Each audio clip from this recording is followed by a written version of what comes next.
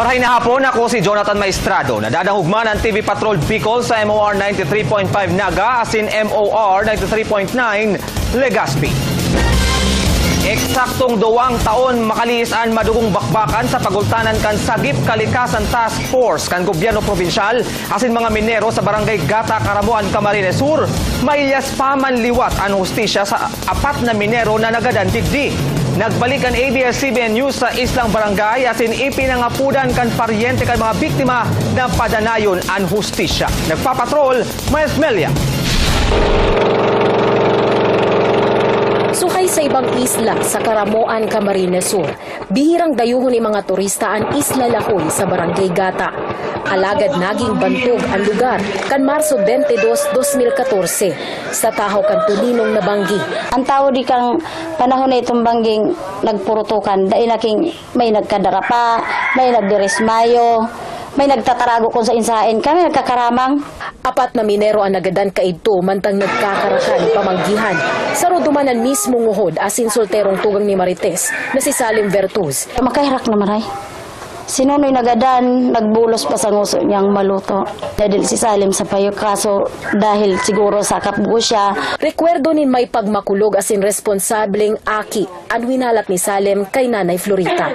Masakit ang pagbuhay mi. Yung piglauman mi itong makod sa muya.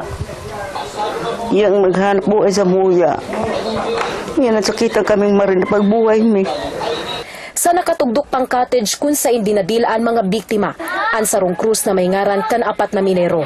Tuwadig di aki ni Nanay Julieta, si Rene, asin Julio Labiano. Bako nga ng 22, talagang yaon, makulog sa buot sa sarong ina na hinalian ng buhay. Ang 2 kong aki, nagarong hayop, na garong manok nga ning, yaon digdi, nagriligid-ligid ang 4 na gadan.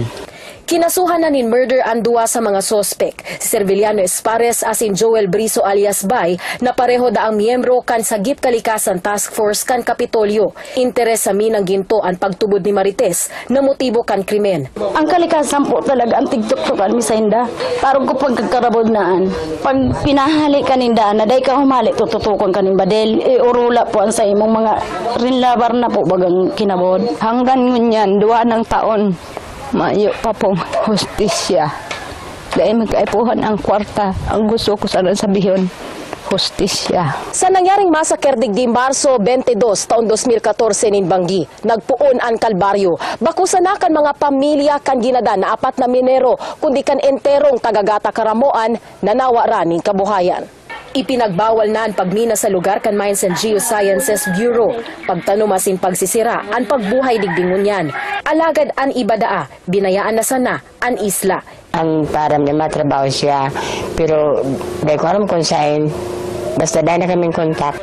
Alagad pa nga di maliwat kan mga tagagata, tabangan sindakan gobyerno na mabuhay ni normal, asin mapanimbag ang tunay na maisala sa nangyaring masaker.